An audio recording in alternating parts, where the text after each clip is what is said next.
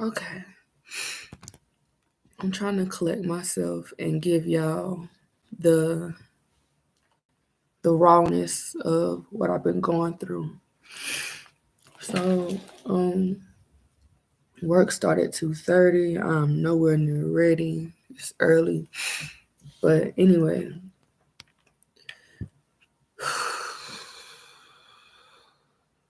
I'm gonna tell y'all how my babies were taken from me. And then I'm gonna go back and catch y'all up. So May 31st, 2020, I was moving down my grandmother's house, moving my things from the car to her house. But I wasn't taking my things out the car and walking it directly to her house. I was taking the things out the car and sitting it on the ground. So I had a car full of stuff. And it's me, my uncle, my grandma's in the house. My aunt is helping clean the yard, and my boys want to play outside. So I sent a message to my son's dad May 30th, that either that night or May 31st that morning. And he was supposed to come down there and talk to me about the statement. The statement meaning the divorce, the divorce and co-parenting. He came down there, but he didn't come to talk. He came for whatever his exactly to do what he did, I guess, take my babies. So my aunt drunk a beer on her property, just drunk a beer, finished it, and I asked her could she walk my boys up and down the road so I can unload my car. And it took her just a while, so she just stood there and we was talking, and I'm like, okay, I'm almost undone loading my car. Can you go ahead and walk the boys up and down the road? Because they have a double stroller. And they took their cup and their passing, and she walked. So my uncle came back down, and he says he drove his bike up there to do something for my grandma. Then he came back and he said, your aunt seen your husband, and she's scared to walk down here with them. So I'm like, it's okay. He's been seeing the boys, so it's okay. He can see them, just long as they come back or whatever. So my aunt comes back, and she doesn't have my babies, and I'm like, what happened? Where are my babies? And she says, he said he'll bring them back. He said he'll bring them back.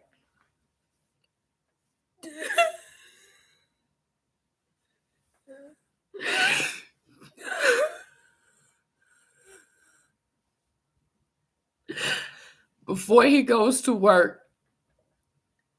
And his mama just wanted to see him because she hasn't seen him. So I got finished unloading my car. I called him to see if he was gonna bring him back. And he told me no. And so that same day he took him. I was supposed to go to work that night. I was working at Ross, third shift, and that's based off production. Well, I still went to work, but I couldn't work. I just kept crying and just kept crying. And I couldn't make production, but I stayed there up until August. So that's how my babies got taken. Now let's go back to how this all got started in the first place. Summer 2019, me and my husband broke up. We still stayed in the same house. One, because I wasn't working, but I had just started working later, 2019, and um.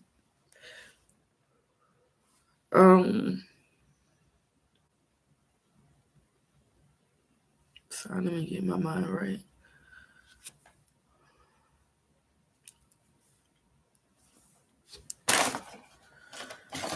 So 2020 February comes. I'm a substitute teacher. I'm working third shift at Ross, and I'm part-time housekeeping at Labor Finders. And I would get off work third shift, and my son had just turned 3 in February 18th. He just turned 3. And we decided, maybe we could go to the lake for his birthday, like we did for his second and his first birthday. We never made it. I end up leaving my husband only because he took my babies one day. Now I'm working 3 jobs, and he had just got fired for poor hygiene, my husband. Never threw it up in his face, never did nothing, and I didn't knock him for that. You don't do a man like that, because I see him. I like, regardless of us falling out or whatever, I still tried to see the good in him, because I know that he's a hard worker. I know he's a good dad. It's just, you have some pain and some damaged parts that's just not right. And for whatever reason, he hated me. I don't care. So he started taking the house key from me. I would get off of work and have to walk down my grandma's house. Now, my grandma lives down the street from me at that time. And I used to walk to my grandma's house, and I had to call him so he could let me in the house. Now, we're talking about, I get off at 7:05. So I get home, and he's not there. The door is locked. He has my key. He lost his key, and I gave him my key. And he never gave my key back. Told me that the reason why he was not going to give me the key or make a copy of it or allow me to even see the key was because he had to protect his property, which was not his property. Turns out we was getting evicted. He was working all those years, never paid rent. The landlord said he only paid one time. And so one day I say, look, I'm gonna have to get a babysitter or whatever. So I found a babysitter that is like old school, somebody's big mama. And plus she used to babysit my little cousin. So it's somebody I've known since I was a child who watches children. She'll help you if you got food stamps, as long as you provide food for their baby. And you're going to have to share it with the rest of the babies, but, she'll work with you like that. And he said that, oh, you don't want to be a mother. You don't want responsibility being a mother. You just want to do this and do that. And I wasn't. I just wanted to rest. I worked 3 freaking jobs. I'm tired. So long story short, he ended up, one day at work, I had a nosebleed. And I'm like, I'm doing production. I'm like, my nose, blood is on my hands. And I just immediately stopped working, checked my area to make sure I wasn't leaking blood on any of the products, on the floor and stuff like that. So I go to the bathroom, clean my nose. And I tell my manager, look, I got to go to the health office because I got a nosebleed. On my way to the office, I'm explaining to the security that, my nose. And he was like, "You got high blood pressure?" I'm like, "No." So I get off of work and I walk to my doctor's appointment. And they told me that I had high blood pressure. High blood pressure. Ain't no medium. High blood pressure. And I just kept every other day when I get off of work, I'll walk to my doctor's appointment. My husband didn't have a car. I didn't have a car, but he had his mother's car and he would not let me drive it. So I walked to my doctor's appointment. And one day I walked and they told me, "You about to go into a stroke." So I don't know, I tried to take care of my body, but the stress that I was dealing with they told me like this, like, "You seem like you're okay, but your body cannot hold the capacity of what your mind is holding. And your mind may be okay, but your body is taking on everything right now." And I almost went into a stroke and didn't feel like I was going into nothing. So I walked back home. They dropped me off at home. Actually, they said, "No, we can't allow you to walk back. We will drive you home." They drove me to my house. When they drove me to my house, also that day, when before I walked to my doctor's appointment, I got off of work. I couldn't get in my house.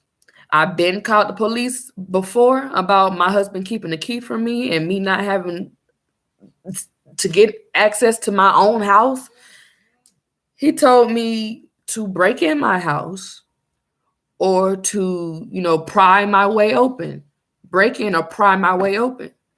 So my little self went around the house, took the air conditioner out the wall, and put it on the ground, found some type of leverage so I can climb up in the window into the baby's bounce house and get to the front door, unlock it, walk to the store to get a lock, walk back home to see if I could do it on my own, walk to a neighbor's house and get him to come see if he could help me change the locks.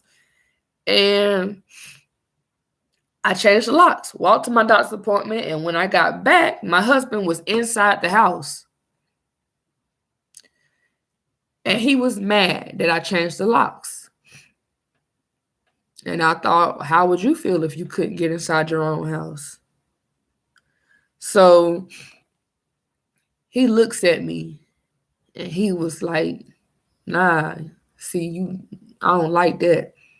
That's what the police told me to do. Break in, prop my way in. So when I do, why you mad? And he takes my Benz and put it towards the door. Then he looks at me, and I feel like he about to come at me, and he does. I go towards the middle room. He grabs me, turn me around, and pick me up and try to put me out the door. I hold both my feet up. He pushed me forward. I closed the door and I locked it. Then he grabbed me by that one arm, trying to unlock the door and, try to open the door and put me out of it. He opened the door and I kept closing. We just back and forth, just tussling. And I'm trying to I don't want out of this. I don't want out of this. I just want to go inside my house when I get off of work. I just want to rest when I get off of work. Because lately, every time I get off of work, he leaves the kids with me. And I don't get no rest. And then his job, it's just another job. And I'm working 3 jobs. I be tired. I was tired. And I'm not loving myself. I'm just trying to be a good partner for right now and dismiss everything that you have done to me and that I've done to you. It's just a lot of moving out the negative and focusing on what I must do. I must be a mother. I must survive through this separation, even though we're still in the same house. It's nasty. So I'm trying to survive through all of that. And I'm working on these jobs. It's a lot on me. I see why I almost went into a stroke. But supposed to be my day one. But his brother, the Taurus, okay, I'm just gonna call everybody by their zodiac. So I'm a Gemini. I'm June Gemini. And my babies are February and I'm sorry. My babies are, say, Aquarius and Leo. My Capricorn husband has a Taurus brother. Not really his brother, but Taurus brother. And he comes, my babies are in the car, in the back seat, just whatever. And the Taurus comes out and he's like, "Y'all stop all this fighting. Y'all got y'all neighbors out here, the babies out here." And I'm sitting here like, Capricorn got me like this. And I'm like this. I'm like, bruh, obviously you see it's not me. And he's like, "Whatever, y'all need to come on and whatever." So Capricorn leaves out the house and he goes with his brother. They drove off. I never got to say bye to my baby or later or nothing like that. So then he never brought him back that night. He never brought him back. I called his mom. I called him, and he sent me a message saying, basically, "I don't want to talk to you." And I'm sitting here like, I gave you that phone so you can talk to so we can communicate for my babies, for the boys. And he was like, "They good. That's it." I went to the hospital later that night as well because he never brought my babies back. And my mama took me and she was like, "You gotta rest and just relax." I'm sitting here like, how? Y'all telling me to do these impossible things and thinking it's possible to just relax. Like, I'm pretty sure it is, but just telling me to do it, that's not telling me how to do it. How do you relax? Other than just saying relax, breathe. How do you do that? Because apparently everybody been breathing wrong anyway. So he never brought my babies back that night. So the morning come, he brought them back. I already made a phone call to my aunt, and I made a phone call to my cousin. And I say, "Look, can you take me over? Can I come over to your house for a while until I get to the shelter?" "Yeah." "Can you drop me off at my aunt's house?" "Yeah." So he comes back. Capricorn comes back with my babies, drops them off, leaves with this big old bag, and I see my baby's shirt hanging out. Spirit tell me, "Nah, you trying to pack my baby shit and leave." So I'm like, okay. I beat him to the punch. As soon as he left, my ride came, and I left. Afternoon hit, he hit me up. "No, because you gotta," and I told him, "No, you can't do that. You can't just take my babies and just think that you can't communicate with me because you don't see that it's no." I'm just like, if I was somewhere and you called me and see where my baby's at, I would tell you. But when I called, you didn't pick up. When I text, you didn't pick up multiple times. I had to call your mama. Like, no. If I was ever gone one day with my babies, you would know. I would tell you. But you didn't tell me nothing. You told me my babies were asleep at your people's house. Who your peoples? That ain't my peoples. Where's my babies at your people's house? I just wanted to know. And I didn't have a car at the time, so it ain't like I could pull up on you. So he wants to be in control of everything. Anyway, I'm at my aunt's house and, things didn't work out or whatever. And he finds me at my aunt's house. He says, that, he just called one day and was like, "Bring the boys outside." So I say, okay, you don't even know where we at. He was like, yeah, I do. Just bring him outside. I said, how you know? How you know? He's like, just bring him outside. So I brought him outside with my aunt, my other aunt. I brought him outside. The aunt that he took them from is the aunt that was with me when I took them outside to see him. And he didn't try to take them. He just hugged them, kissed on them. And this had to be April. You left him in late February-ish, March. And late February we left him. He seen them in April.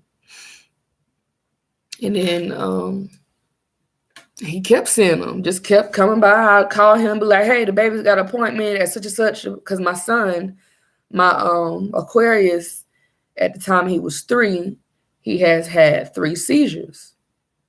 So my son went from saying cat outside to ma, and he fell when he was 1. So he had a seizure. I didn't know right after he fell. I wasn't in the room when that happened. I was in the kitchen cooking. And long story short, he fell and his seizures came after that. He fell when he was 1 and he had 3 seizures after that. And the first one he had was right when I found him on the floor.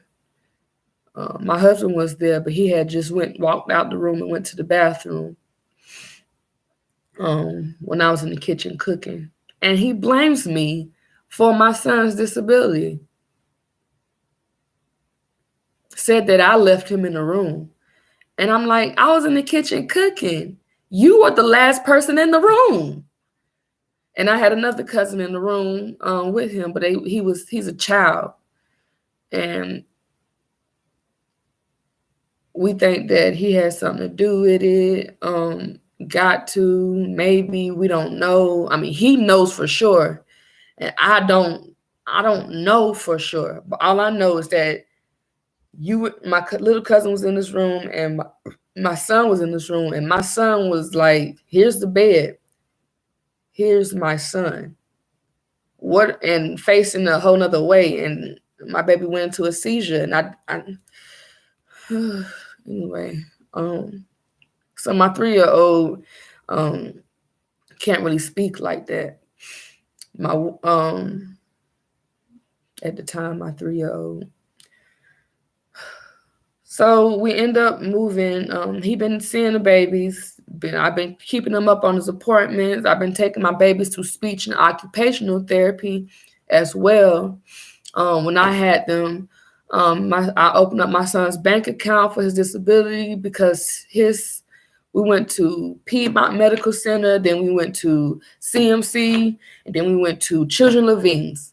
3 times my son has had seizures, and we went to 3 of those hospitals. Children Levine's ran a test, MRI test, and everything. Everything came back normal.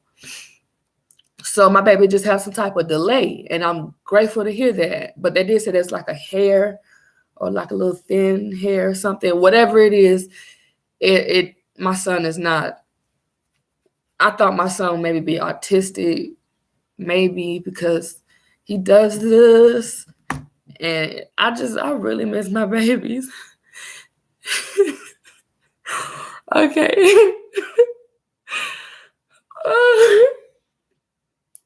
So I've been keeping him up on these appointments. And, stepping stones in my babies, my Leo is saying, dad. And that's what made me even contact him in the first place. Like,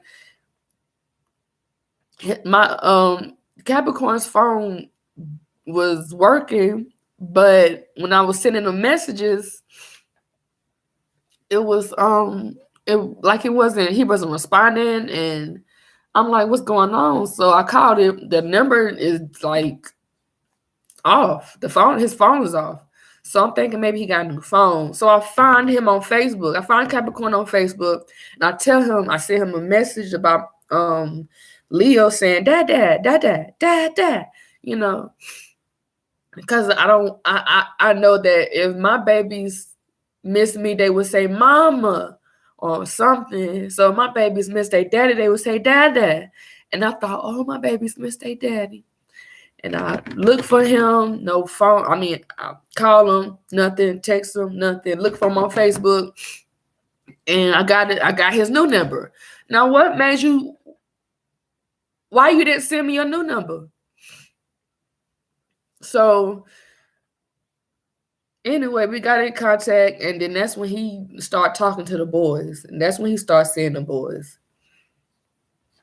So one day, me and my aunt, I don't know why we didn't get along, and I was moving down my grandma's house, and that situation happened where he came and took my babies, and I haven't seen my babies since.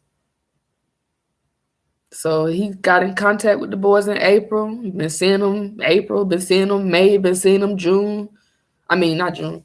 He been seeing them in April. He saw them in May. And at the last day of May, that's when he took them. And I haven't seen my baby since. The next day, I seen my cousin. The Taurus's wife is a Virgo. Virgo and Taurus are in a polygamous relationship, a polygamous marriage. And let's just say it's not working out for them. It may not. I don't know at this point. But at that time, they were just fucking anybody they want to fuck. Not gonna put their business out on there, but it's juicy too. So I seen her the next day, and Spirit says that's where your baby's at. And I go to my uncle's house, who is also a Taurus, Virgo's dad, and my babies were there. I still didn't get to see my babies. I called the police every time, and they would go check on my babies and tell me they okay. I still didn't get to see them. One particular day, I was video chatting my husband. Really, I was video chatting my Aquarius and my Leo.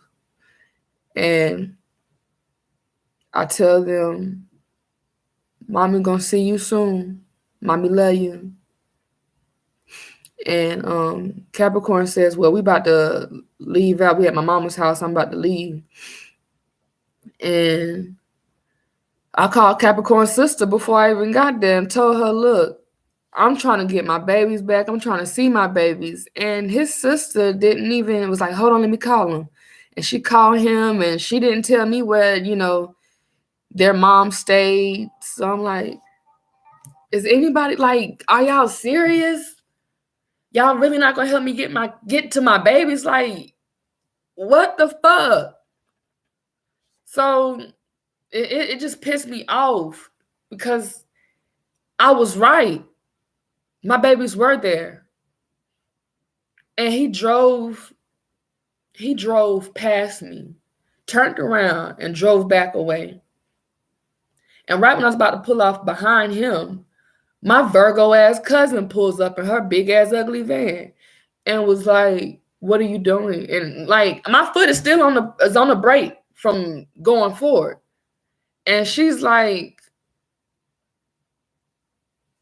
still there, helping him move or helping him, stopping me from following him, whatever. Virgo got a thing for Capricorn. Taurus don't want to admit it. And so she parks, and then she gets out her car and come to me while I'm on the phone with Capricorn. Like, yo, why the fuck did you do that? And she says, what are you doing here? And I'm sitting here like, I'm here to see my kids. I understand that, but and you don't, I don't want you here. Okay, winds up window. Where my baby's at? Why you turned around? She at my window. At my window. At my window. Knocking, knocking, knocking, knocking, knocking. And I'm looking at, show her I'm on the phone. In the middle, I'm in on my lane of the road. I'm not in her yard where the grass is. I'm not even in her parking spot. Her house is right there. So I'm just talking on the phone with him. Did she take her fist? Pow! Hit my window. He hangs up the phone as well. So I got him reversed, backed up real fast, and she doing like this or whatever, trying to get something out of her pocketbook. Which I wish you would. I ain't try to swerve. I ain't try to hit her, do nothing. I put my car in drive and I drove straight off. Pulled over, stopped at the store, called 12 and told them what happened. Luckily, I did because she called the police on me and told them that I tried to hit her with my car. And that's the reason why I got a trespass against me. For me just simply asking, where are my babies?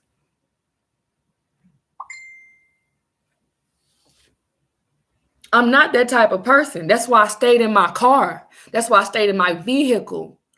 But he never, he said he wasn't paying attention to her because she was just, that's all she was focused on. And I'm telling him about my kids, my kids, my kids, my kids, my kids. My kids? I just want to see my kids. I want my kids. And she's just like, oh, well, she tried to hit me with her car. She did it. What else can you say? I didn't try to hit you with my car, but what else can you say other than I tried to hit you with my car? You can't say I attacked you, I put out a knife, I stalked you. No, it ain't about you. I asked you about my babies. That is all. So how can you take this personal just because you don't like me and I don't like you? So I went back down there again, though. I called the police to come with me. The police talked to my uncle. My uncle says, no, I see her, but they were here that night. The police said, yeah, I remember checking on them. They were there. So why you keep me away from my babies if they were there? Why'd you tell me that they're not there if the police go and do a check? And I'm right down the street. And they say my babies are okay. They're fine or whatever. The house is a bit messy, but the boys are okay. So my babies were there. You just didn't allow me to see them. For what? What did my babies do to you? Fuck what I did. And I ain't even do shit. You the one who's suffering. I just ain't that type of person. I just want my babies. Any other bullshit ass parent wouldn't give a fuck about their babies getting taken because they got all their time to themselves and to do whatever they want to do in these streets. I don't give a rabbit's hole. I want my babies. I don't care if Capricorn is fucking Virgo's sister. I don't give a damn if Capricorn fucking Virgo and Taurus. I don't care. I just want my Leo and my Aquarius. That's it. And so, anyway, police go down there and he talks to my uncle, and the police ask my uncle, is she allowed to come here? And he said, yeah, my daughters may not like it. His daughters are Virgo and Gemini, May Gemini. I'm June Gemini, completely different. And he said, no, they don't got a problem. My daughters may not, like her. And the police said, bump that. Is this your property? Whose property is this? My uncle says it's mine. He said, okay. He asked my uncle 3 times, is she allowed, if she come here on your property, would it be a problem? My uncle told him 3 times, no, it wouldn't be. No, it wouldn't be. No, it wouldn't be. And the police asked my uncle, do you have anything against, her? He said, no, me and her are good. But with her and my girls, it may not be good. Police said, okay. So she come down here and check on her boys. I seen my husband, my ex-husband, or whatever you want to call him, Capricorn. He was at the old house down the street from my grandma's house. And I'm going down my grandma's house and I see him and I pull over. My kids aren't in the car. So who has my babies? My kids are with a responsible adult. Not to me. You ain't running by me. When I told you I wanted a babysitter, I ran it by you out of respect. And you weren't even gonna watch your kids while I'm at work. So I had to find a babysitter because I'm not trying to get evicted. I'm not trying to suffer. I'm trying to build. I'm trying to get my own place so we can do the separation separately. So anyway, found my husband. My husband calls Taurus and another man that looked like a dark-skinned Rasputin. Get outside the car and the police are there and they sitting in the back of the car like, the Taurus and whoever Rasputin is sitting in the back of the car like this. And I say, is my baby's in there? And he just looking like, I'm like, oh, you mad because I know your wife fucking my husband and I don't care, but you do. And you stay in her house with your other girl. So y'all, I ain't even focused on y'all situation. It's just messy. And mess, my Capricorn husband hung with the mess and end up bringing a mess to me and my babies. And we don't deserve it. I'm a good mother, a very good one. I will stay sane. I'll go crazy to stay sane just so I can live to tell the story. Man, y'all understand the pain I'm in. Sometimes I can't feel it. And people take it personally. And I'm like, I am going through something personal, but promise me, it has nothing to do with you. Police call. They told me to get off the property, off my Capricorn husband's property. And I'm sitting here like, bruh, this ain't even his house. Turn out that same day, my husband goes to my uncle's house where Virgo and May Gemini and Virgo stay. And they decided to put a trespass against me that day from my uncle's house. And I'm thinking like, bruh, this didn't even take place there. This took place over here. So how am I gonna get trespassing from over there when I wasn't even there? The last time I was there was like weeks ago. So I know that's where my babies will be. And I just cried. Because all I want is my babies. That's all I want. And you know how, you ever seen the movie Road? Where the lioness is killing everybody. Don't care who you are. She's killing everybody. But at the end, when she gets her baby, everybody lives. I understand. That's all I'm going to say. I understand. It's not the right way to go about it, but if it's the only way to go about it, and you can live to tell the story,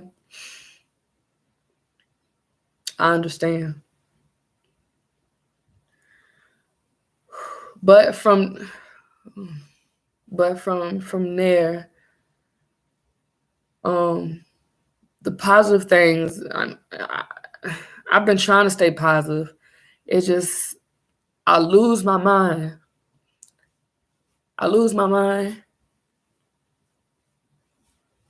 And I've never felt so betrayed. I ain't never felt so hurt, so angry. I've never dealt with this much anger. And I couldn't do nothing about it. Not physically. I don't like crying. I am a crybaby though, but I don't like crying, especially in front of people. And my worst fear has happened to me. My babies. That's every good parent don't want their babies to be ripped from them or be taken from them at all. So I'm living my nightmare and I'm smiling every day. I'm still encouraging people. I'm still finding ways to get to God.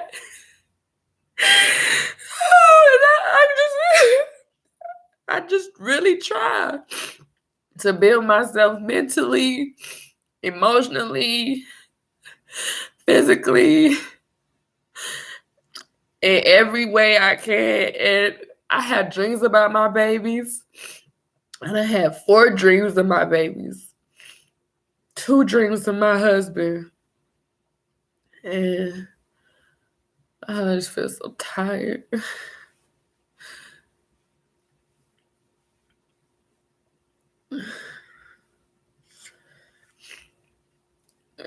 I'm going through a lot, and a lot of people are like, hey, have you done this? Have you done that? And I went and did a consultation for a lawyer in York, and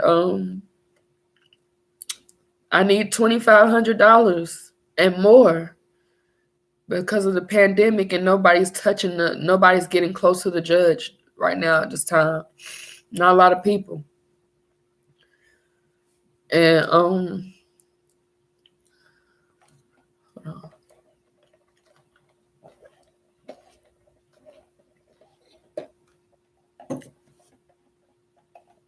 so the lawyer tells me to come up with a bunch of money, and I'm sitting here like, I don't have it, bruh. I can barely afford my car. I'm not working. I'm trying to, and it's not. I was on the last day I knew I stopped working was one night I was on my way to work. Got an energy drink, which I barely do. And it was a natural, organic energy drink. I set it in my cup holder. Turned into the y'all may think this is crazy, but y'all have to listen how the spirit talks. So I turn in to go to work, and my energy drink wasted. The thing about a cup holder is that it holds the cup. So how did my cup waste over in my cup holder?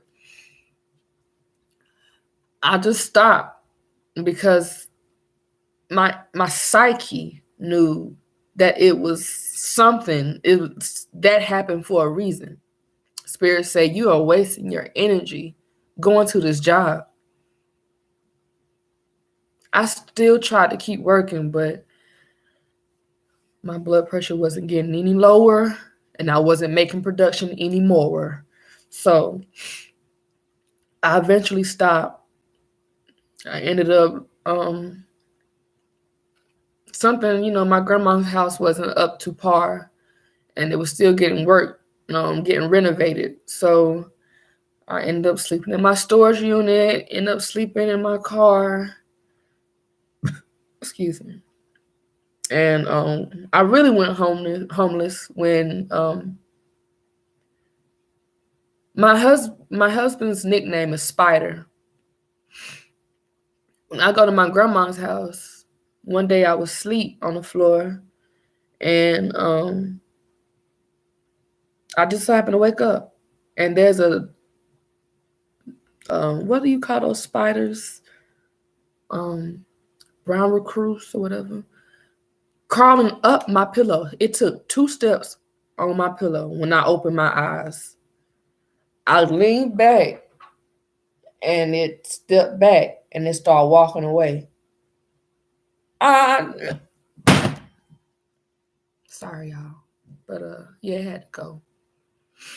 Next time it happened, I was about to lay down, grab my pillow, same pillow, grab my pillow, laid it, flipped it over, big ass spider.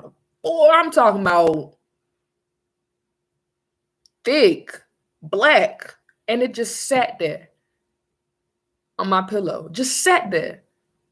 Literally, Me and my brothers and grandma had time to contemplate who gonna smush it, what we gonna smush it with, and that spider just sat there.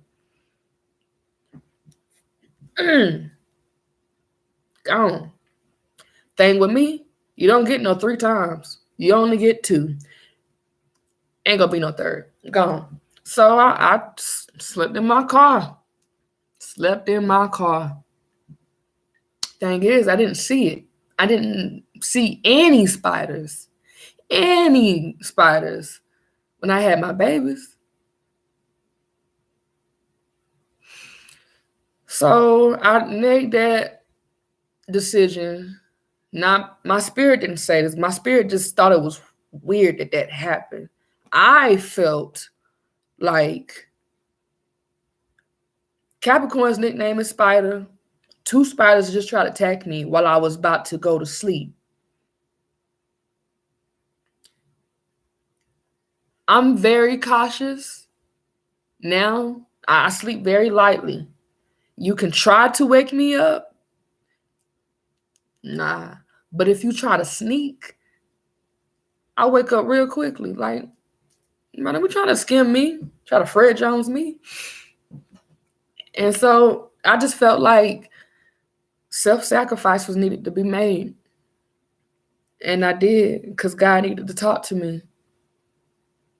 And I got my car in March when I had my babies.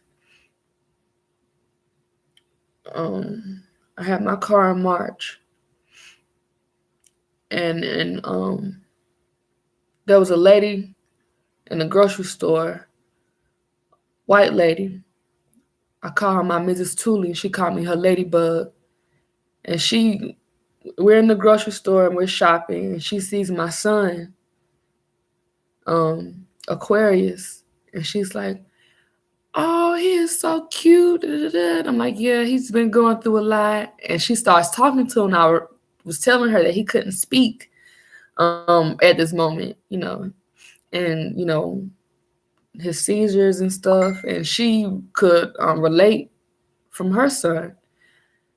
That woman she paid for my groceries.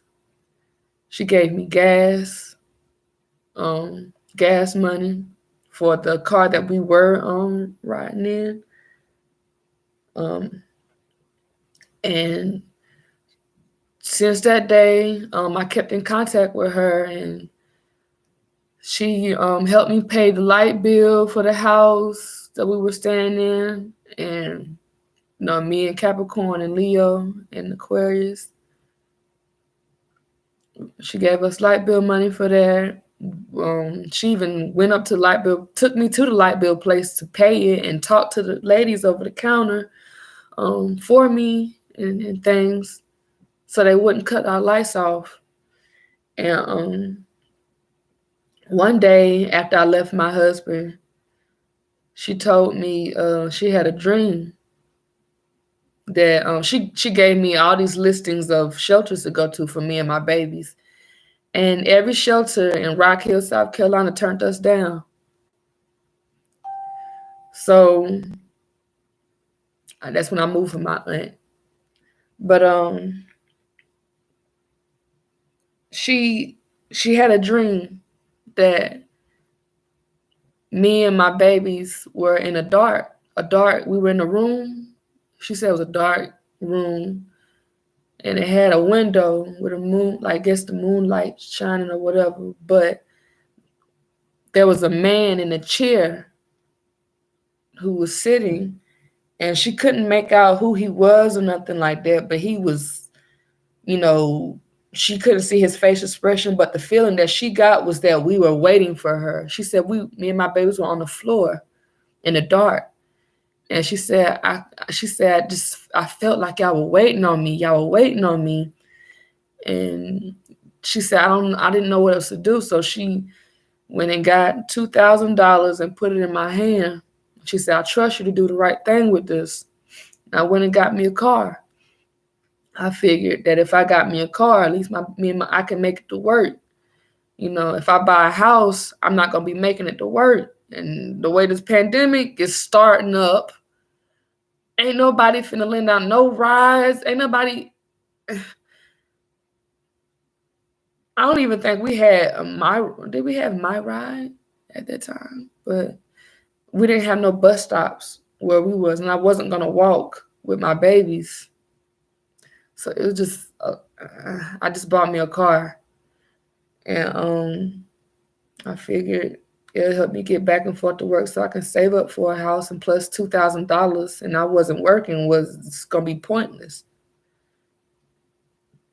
And so I got me a car, and me and my babies were just riding.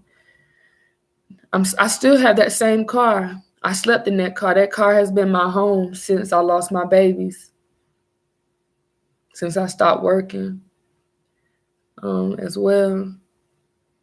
I slept in my car. I slept in my storage unit. It was gated, so nobody could get to me and hurt me. I used to sleep. I didn't get cold in my car. As cold as it was, I didn't sleep rough. I slept good in my car.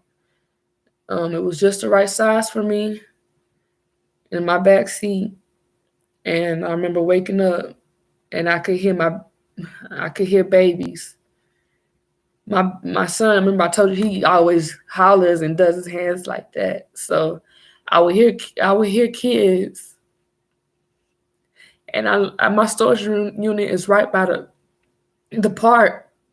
So I would hear kids, and I tell myself, that's not your baby. That's not your baby. But I don't know that it could be. And so I would force myself not to move, not to go look, and just stay still.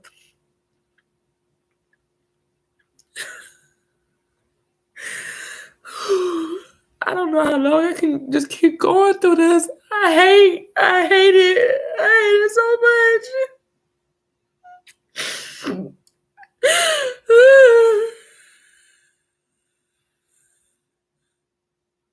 I feel my babies look for me. I feel when they miss me.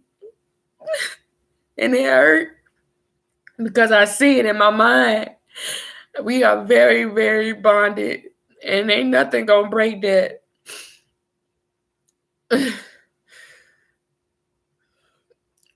I feel my babies when they look for me. And the picture that comes to my mind is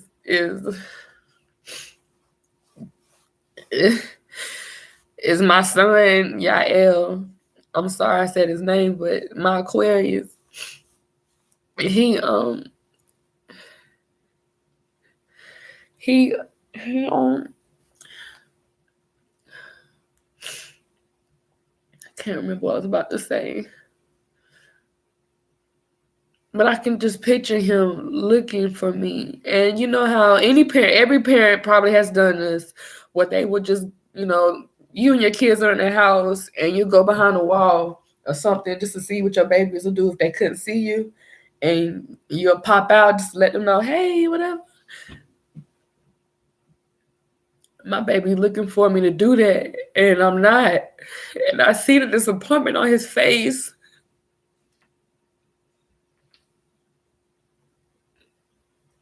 It's the worst thing I've ever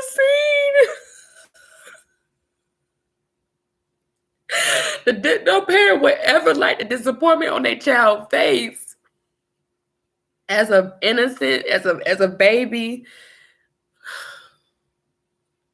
I want to punch everything. I want to shoot up everything. And it's just not in me to naturally do that. It's just, I don't, when you are in so much pain, when you miss somebody, period.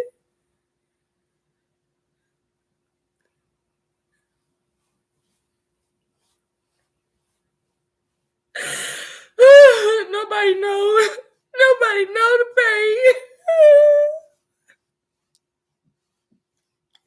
I'm sorry, y'all. I can't get it all out.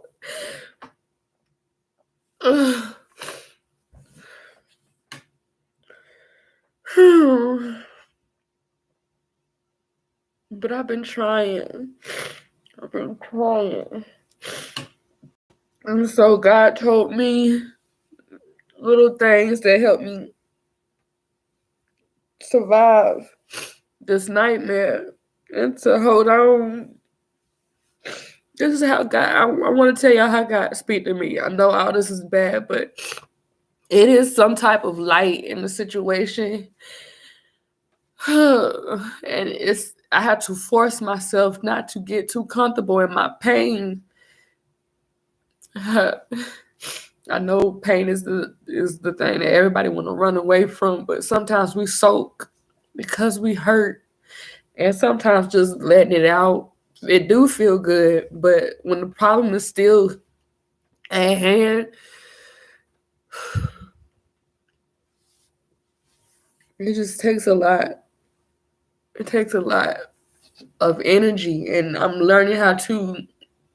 God is teaching me how to not.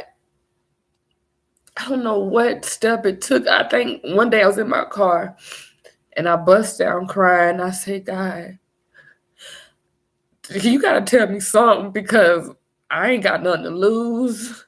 I really ain't got nothing else to lose. I'm homeless. I don't have my kids. I'm hungry. It's cold. I don't like the situation. Like, I do a lot of religious studying. I'm a minister's kid, and they say we're the worst ones. I'm like, man, no, we go through the worst than anyone. Ain't no worse ones. I'm a good girl. I'm a good woman. I'm a good mom, and I can be a very good wife. I am a good wife because I'm still married. And I'm not loyal to him at all anymore. So I'm not nervous. So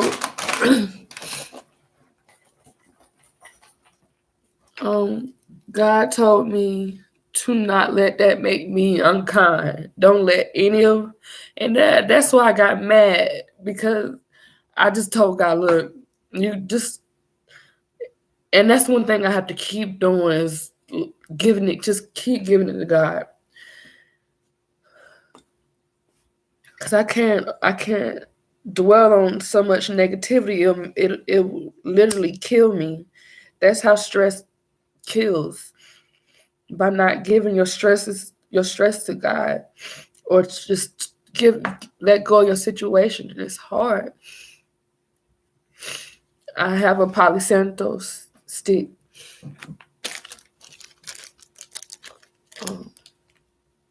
Palo Santos is good for purifying and cleansing.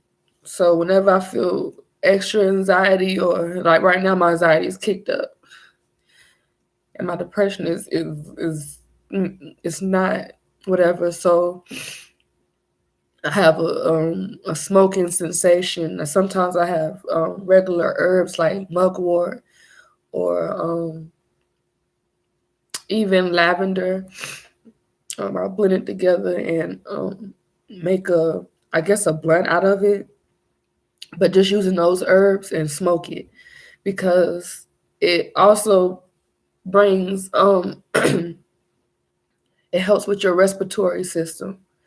And with Palo Santos, its smoke comes from it, and it really relieves a lot of stress for me. And I know I'm not the only person that's stressed out like this, and I'm not the only person that's missing somebody. So God told me to also be transparent. And I used to always keep to myself. I was very shy growing up, and I didn't stand for myself. But when I became a mother, I became stern. And no, you're not gonna do my baby like that. For my baby, not for me though. And God told me I was like that for my husband as well. But God said, you're not doing that for you. You standing up for everybody else, but you don't stand up for you. Cause I didn't love myself as much as I love myself now. And you would think that when I lost my babies, The last person you would think about when you're going through so much trauma is yourself. When you lose somebody, whether it's death or by separation, you don't think about you. You think about how much you hurt because you want them. And I want my baby so bad. I want my baby so bad, but I have to continuously change mindsets like hats and scarves. I have to keep changing it and tell myself, no, you thought like that yesterday. Now, right now, make you a new hat.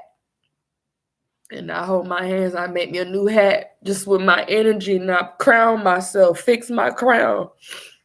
And I put my hands like this, like I'm about to put on a hat or a crown. And I put love over it.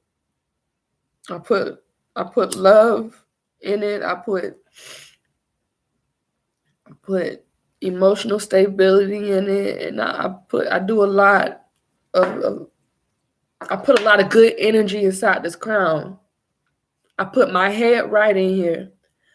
I put my smoke in here. I make me an invisible crown, and when I put it on my head, it becomes activated. My hands are still shaking, but it's I'm getting, my nerves are coming a lot better.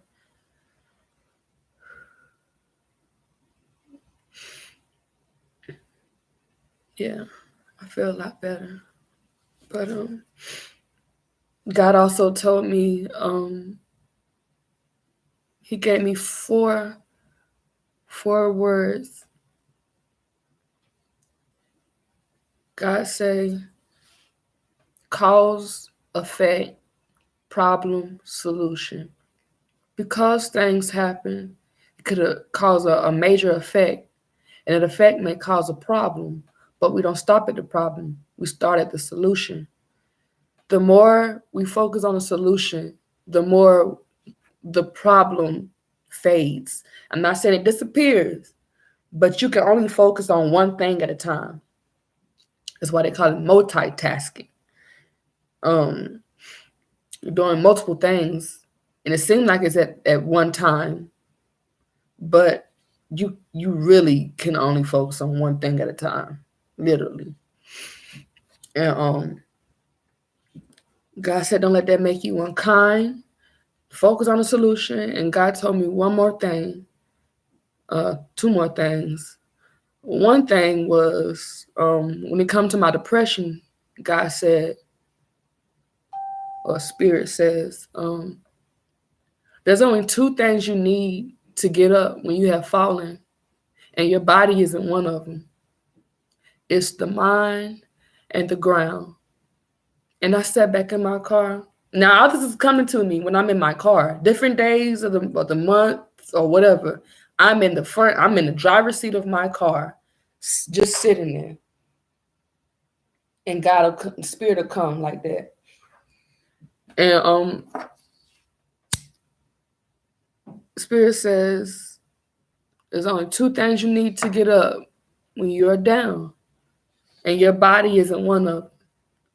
I'm going to stop right there, because you would think that, you get up like that, you need your body to get up. And God said, well, what if you didn't feel like getting up?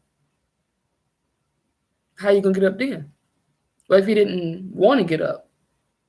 And I thought of the word lazy, lame, or, giving up. And it reminded me, like, you can have an able body and still not get up. So it's going to take your mind. You have to make up your mind and be like, yeah, I made the choice to get up. So it takes the mind. Now, try standing up in water. Have you just picture yourself in water and try to stand up? The visual I got was Aaliyah on the Rock the Boat video when she was like floating in the water. And I'm like picturing her trying to stand up. That's not going to work. You need the ground. That's the whole point of when you fall or when you're down, because you had to be hit rock bottom. I mean, the only way is up. You can be in the middle and still go up too, but there's two things you need when you are down. When you are down, not when you in the middle, but when you are down, you need that ground. You need to be grounded, and you need to make up the mind that you want to get up off the ground and push yourself up. And I think that's what emotions, the key word in emotions is the motion. You're not gonna go in, and that's when I pray, I use my emotions to push it and put it in motion. Emotion. I just thought of something like the E equals MC squared or something like that. I don't know, but energy in motion. That's exactly it's the energy. Your emotions is energy in motion. So I use that to push myself up as well and send my prayers up. I use smoke. I've been using everything to get to God, and God has been using everything to get to me. I've been put in August, no, in October, I decided to let stress take over, and I wasn't, this is basically I thought about killing myself, but not in your typical way of killing yourself with a gun or with a bullet. It's the typical way that nobody even think that's so typical. Stress. I was going to decide to let stress take over because I couldn't bear I miss my babies, bruh. Like, is this what guys is this what y'all baby mamas put y'all baby daddies through, and y'all think it's fun? This what this is how baby daddies treated? And I would have never treated him like that. Yeah, I took my babies, but I didn't keep my babies from him. So in October, I decided that, and I decided to one call for help. One call for help got me put into the hospital, and I'm her seventh student. She called 911 and got me put into the hospital just so I can get some rest and to check my vitals, because I wasn't eating, I wasn't sleeping. I've been sleeping in my car, so she know I wasn't resting, and that's not gonna make good mental arrangements. So police came, took me to the hospital. Hospital stripped me naked, took my phone and everything, and then sent me the next morning to Conway, South Carolina, to the lighthouse. And I'm like, bruh, I'm in here with people talking to themselves, and I mean, don't get me wrong, ain't nothing wrong talking to yourself, but I mean, like, on some other stuff. So I went there and I stayed there for almost a week. And I was so angry. I didn't agree to go to this lighthouse. I didn't agree to go to, I don't want to go to none of these places. I just wanted to go get my babies. I don't want to focus on me, on my mental health at that time. I just wanted to get my babies. But I had to, because God was telling me, look, you in some deep ocean right now, and you are in the dark. I'm going to need you to find your way back. Go to the lighthouse. My Leo, his name means light. And my Aquarius, his name means God's power. So I strategically named my sons that because it's powerful, it's meaningful, and I wanted something to stick with them that would benefit their life. And I'm a lot focused on spiritual things, and I think God is telling me, it should be all things: your mental, physical, emotional, all that. And yeah. So if I had not took my medications there, I would have stayed there longer, and they would have still had me there. So I was forced to take medicine that I didn't want to take because I don't even like taking Benadryl. Honestly, I don't take no Advil, ibuprofen. I don't even get vaccinated. I just believe in building your immune system. I thought that's how our ancestors did it because they sure didn't have no vaccinations. And that's one thing God definitely wanted me to see. You don't need to be in that place. And so, how I knew when I on my way there, I never said a thing there. I just cried and just kept talking to God.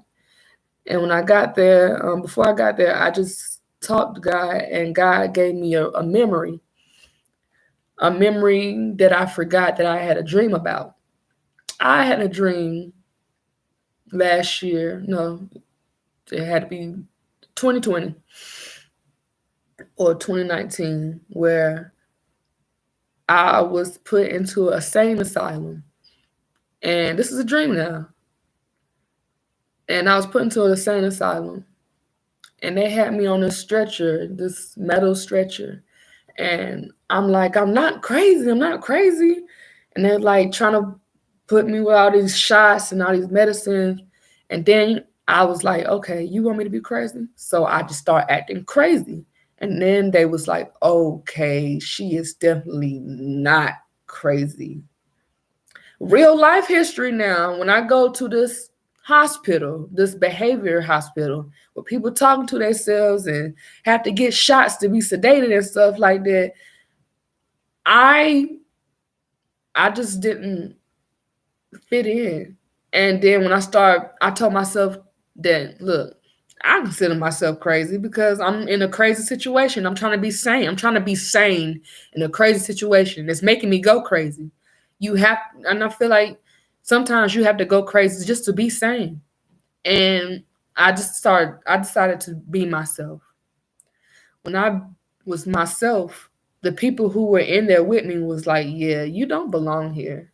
So you see how that dream and this real life is like, I don't know if God was telling me this is going to happen, or I don't know if my dreams are prophetic or not, but I also had a dream that my Capricorn and May Gemini was sleeping together. In March, real life 2020. Now I had this dream when I was pregnant with Aquarius in 2016. When 2020 March came, when 2020 March came, um my friend guy was like, B, I wasn't gonna say nothing, but since you and Capricorn already broken up, I'ma tell you. So one day, real life now, one day, after y'all had a house fire, y'all moved to y'all cousin house. At my uncle's house, we were all living in my uncle's house at one point in time. And we had a house fire when I was pregnant, and we moved to another cousin's house, everybody. And so he said one day, I think you had moved off because I thought that my Capricorn and my cousin May Gemini was sleeping around. They were. They just kept it low key. So in my spirit, I knew it. And I ended up moving with my dad and my stepmom. And this is why I was pregnant. So last year in 2020, in March, um, My friend says, yo, I wasn't gonna tell you this, but I seen your cousin's head in your husband's lap one day when you moved out. And I was like, word? He said, yeah, I was walking up and the window's right there. They wasn't closed or nothing. He was like, I just seen it. And I turned around and started to text you, and then I seen Taurus. And Taurus told me, don't say nothing. He said, but bruh, she pregnant. And he said, don't say nothing. Taurus knew my dream. Virgo knew my dream. May Gemini knew my dream. I don't know if she did or not, but she's sisters with Virgo. So she should know. Not expected, but it's real. And Capricorn knew my dream. He was the first one. We was together. I was pregnant with his baby when I had the dream. So I asked him about it. And he denied it. Then I found out in March that, it did happen. And I already had a dream about this. I also had a dream about Capricorn and Virgo, Taurus's wife. So is it prophetic? Maybe, maybe not. Is it coincidental? Damn sure. Definitely had a dream about it though before it happened. I used to also have dreams when we were living all together, just me, just me, Capricorn, Leo, and Aquarius in our house. And I used to have dreams that of losing my husband. Like, in one dream, we'll park at a store and he just disappeared somewhere, and I just end up looking for him everywhere. And I had multiple dreams of me just looking for him, like, where is he? And I got sad in my dreams. I got real sad because even though I had children already, they weren't in my dreams, but I was looking for my husband. And I don't know if I ever found him, but I know in my dreams with my babies, I had 4 dreams. I may have more than 4, but my first dream, I started my spiritual practice with these stones, these Boja stones, and they gave me dreams. They gave me 3 dreams. The first dream I had of my babies, I'm trying to remember because I feel like we don't play for so long. I've written these dreams down. First dream I had of my babies, my son Leo looked at me. He was like, Mama, that's you? Like, in my dreams, it's so real. It's so real. Like, our spirits connect, how we play in that realm. And my baby jumped on me. He jumped on me or whatever, just loved on me and everything. But the first dream I had, I was living in my car and I met a guy who bought a room for me that day. And all he wanted to do was, in exchange, hold me and me to put on his t-shirt. I've been through some weird shit. That wasn't the weirdest. That was actually the most acceptable. And I was like, okay. He helped me buy my phone because my phone had either got stolen or my phone has been stolen. It has been like I've been going through so much. I have a story to tell, and I God want me to tell it. I don't know how, but I'm just being obedient.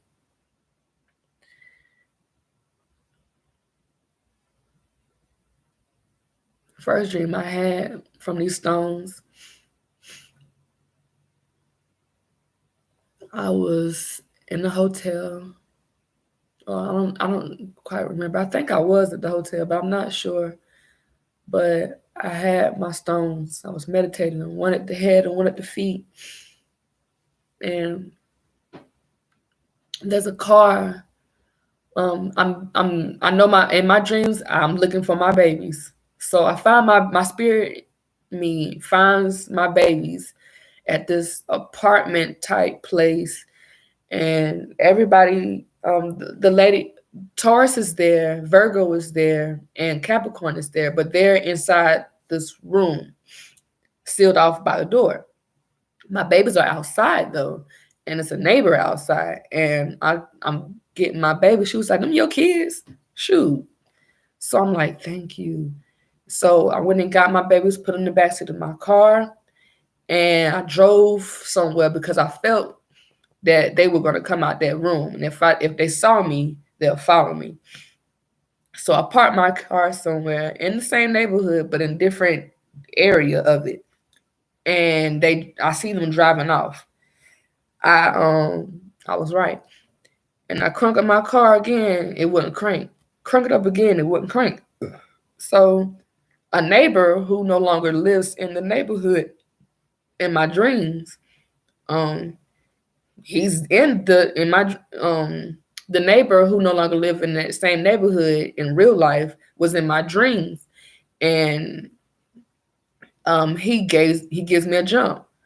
I get a jump, and I drive to my grandma's house. When I get to my grandma's house, a car pulls up. Virgo's in the car saying, "Come outside." Me, peek my head at the door.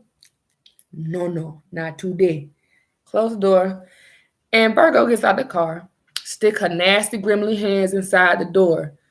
And my grandma got a little, kind of tore up door a little bit. So she trying to push push her hands and push her way in. I got it, pop did something and beat her ass up and put her down, push her downstairs. She drove off. So also my the way my grandma's is from where she was, let's say that the door is here, her sticking her hand in. That's the doorway from the entrance to the trailer. And then across the wall, there's another door, which is in real life, that door is supposed to be in the kitchen. But in my dreams, it's right here in front of the door. So I look at this door and there's a hole right there. And I kind of use my spirit eye and I look through the keyhole and I see Taurus wrapping up Capricorn's arm like he about to get prepared for a fight. Also, side note, Capricorn is a professional boxer now. So I'm sitting here like Taurus is wrapping up Capricorn's arm, and then Taurus notices me on the other, notice something on the other end. He said, "Shh." And he do his head like that. And I'm like, in my spirit, I'm like, does he see me? Does he notice me? So I just move a back from the door. And I'm like, man. And somehow I get in touch with this mobster type dude or whatever. I don't know. He has a bald head, light skin, like Italianish. Um, and he has a suit, he has bodyguards, and I tell him my story. Now, as hard as he is, he has a golden heart. And I ain't never heard from Capricorn ever again in that dream. Next day in real life, I wake up. I was in the hotel room. I wake up and I get ready to get inside my car, walk to my car. There's another car and there's a car right here, and there's a truck coming to give this car a jump. And I'm thinking like, okay, something is definitely about to jump start. And this may be the start of something. I don't know. It got to be good because I had my babies in my dreams. Second dream I had, I don't quite remember, y'all, but I know that um, my babies. I know that I was looking for my babies and I found my babies. Third dream, I don't know if it's the third or the second, but I had a dream, same apartment complex or whatever, in the apartment complex, and My Capricorn is in the dream this time. It's Capricorn, Leo, and Aquarius. So my husband and my sons are in this dream, and they are upstairs. I have somebody with me, and they just talking, and we was trying to figure out, okay, are they this? Is it this one? Is it that one? Or whatever. We're trying to figure out where are my babies. And so whoever is with me in my dream is like, yo, you think they up there? And I see Capricorn peek out the window. And I'm like, I'm telling dude, like, shh. And I see Capricorn look out the window. And I think he looks at me. So I'm like, fuck it. So I'm walking up the stairs, like, you see me, you see me. I'm coming. So I'm taking my time, come up the stairs. Leo looks at me. He says,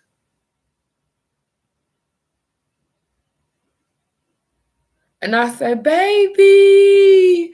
Pick up my baby and I hug him. And then keep calling his name out. Aquarius comes out and he's like, Mommy, Ma. And I grab my baby too. And I put the other one down. I grab that one too. And I just get down, I hug them together. And their dad is pissed. He in the kitchen cooking. You know, he at the stove, like, I don't know how, but this is a stove. And in front of him, there's a balcony, and the door must be that way. So I'm hugging Aquarius, and I look on the balcony, Leo running down the street. I said, Cap, I got Aquarius to the side. I run out the door, and I'm running down the street. Leo was fast as fuck. And right when I'm about to grab him, like, some woman grabbed him in my dream. And she was like, she was going to help at first, but when she touched him, it's like a glitch or something. She just went into a trance or some type of slow motion mode where she was like programmed.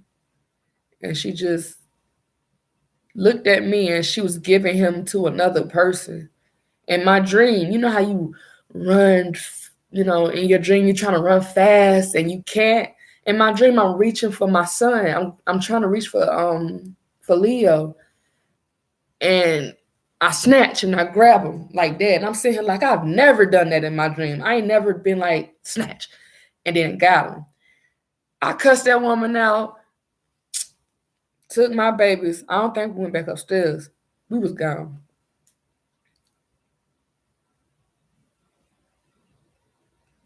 And the second time that was the third time I had it.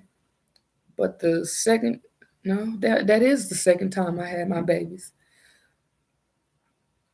But the third dream that I had, it's not. I can't remember the second dream, but I know it was in some apartments, just like that. And the third dream I had was this year, 2021. Boy. Hold on real quick.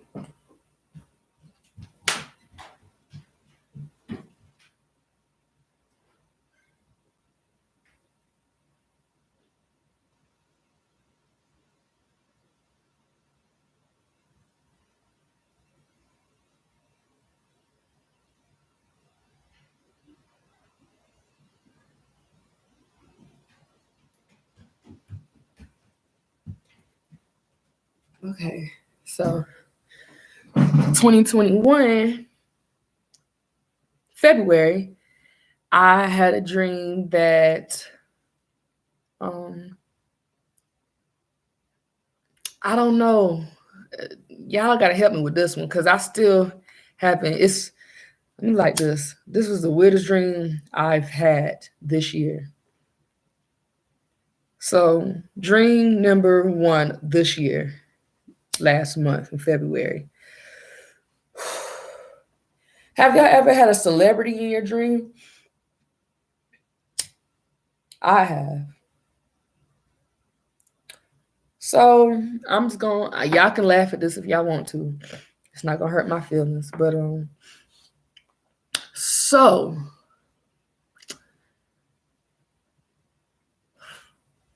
in this dream, I have a daughter. She's about 11, 10, maybe 12. I don't know. But I have a daughter. Through the whole dream, she never said nothing. She never screamed. This was the scariest, most. I had a movie. I'm just gonna say I had a movie, and the actor played this part very well. Great actor, John Travolta. We were running from John Travolta, and John Travolta is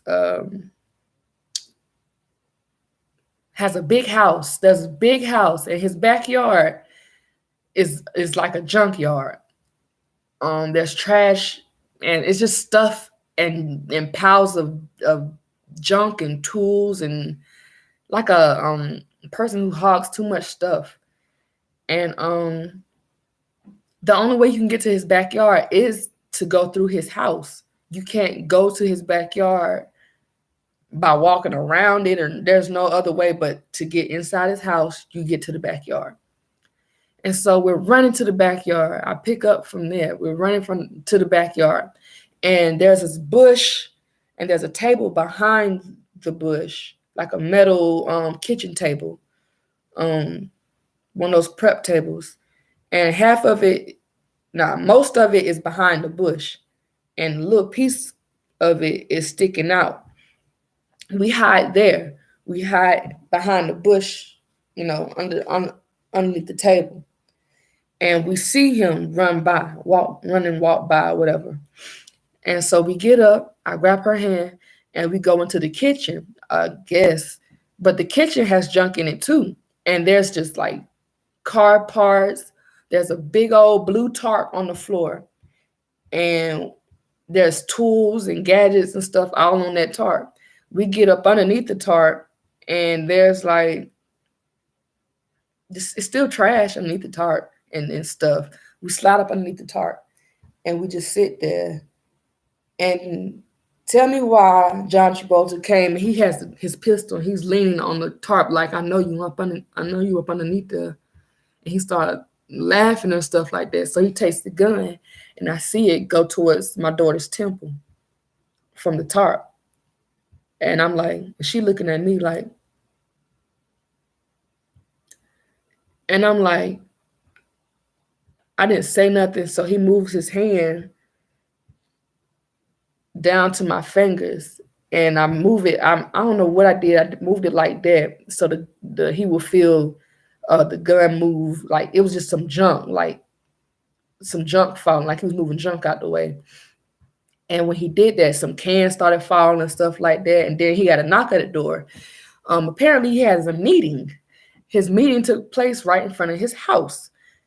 And after he smiles and, he's friendly in front of other people, but inside his house, they don't have no idea there's two people running from him. And I get up from up on the tarp, I leave her there, and I get up to unlock this door, and I look back, he's looking at me.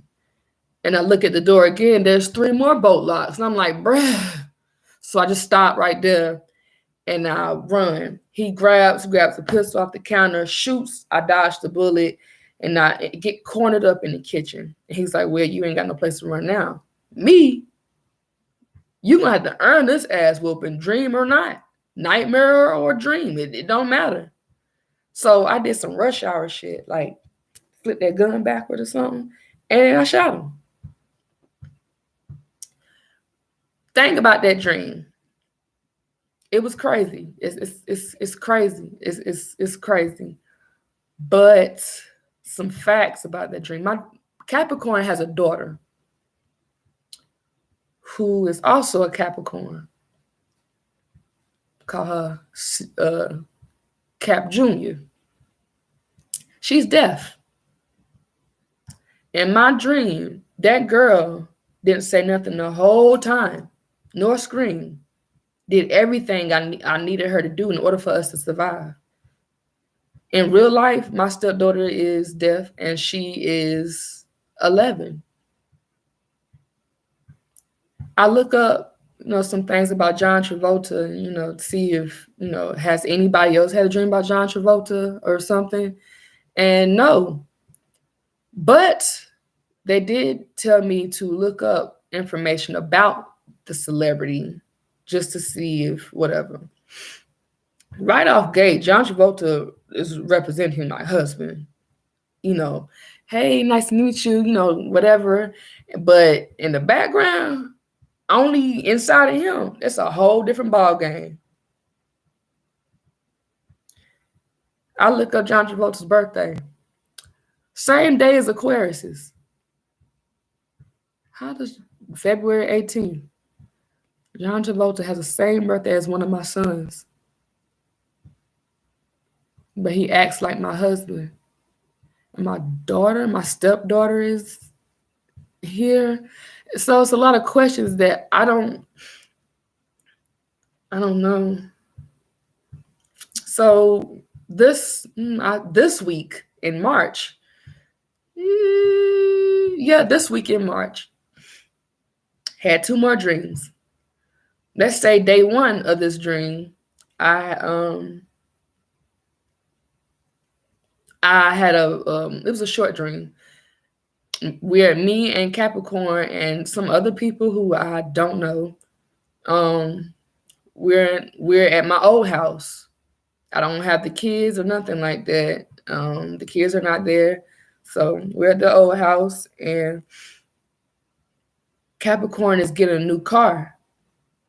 Why would he even bring it here? I don't know, but the it's just like the dealership dude came here to drop off the car, and Capricorn got in the car and left the old car in the yard.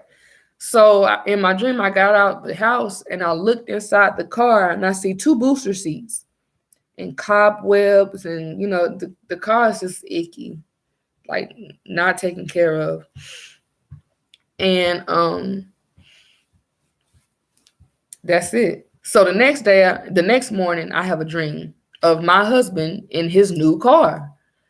And it's a bright blue car. It even made noises like one of those cars you can hear it coming before you hear it coming, before you see it coming.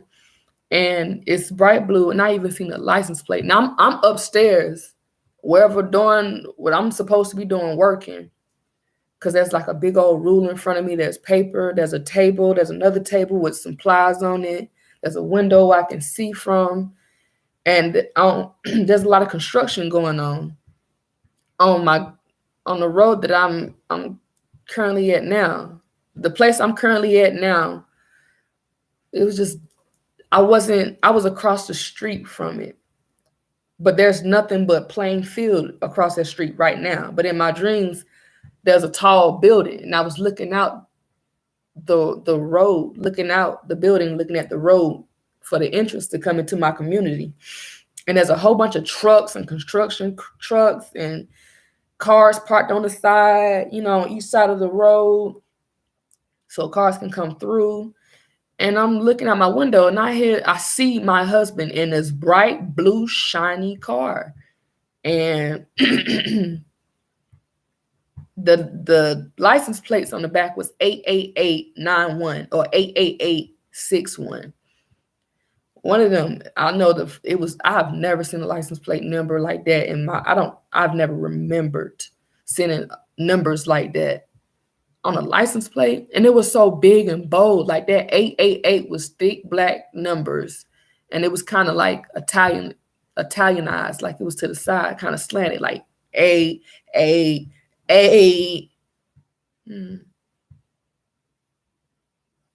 Okay. And just thinking, my baby used to say, my Leo.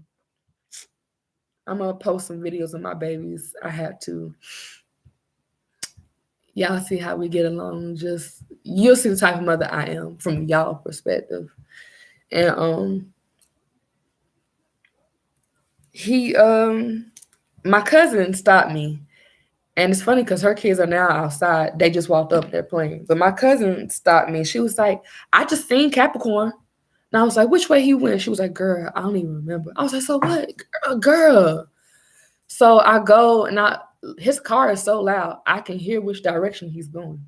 So I get in my car, I follow that sound, and I see that he notices me coming. I don't know how, but he notices me. And he makes a square or something. It's crazy because Saturn is making a square, one in February, one in June, and one in December. December is Capricorn's month, February is Aquarius's month, and June is my month. And Saturn is making a square. So Capricorn did a square.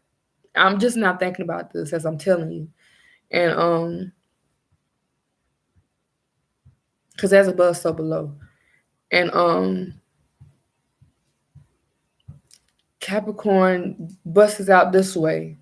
And I think, I'm gonna go this way. So I go this way and I end up getting out my car, walking for a while.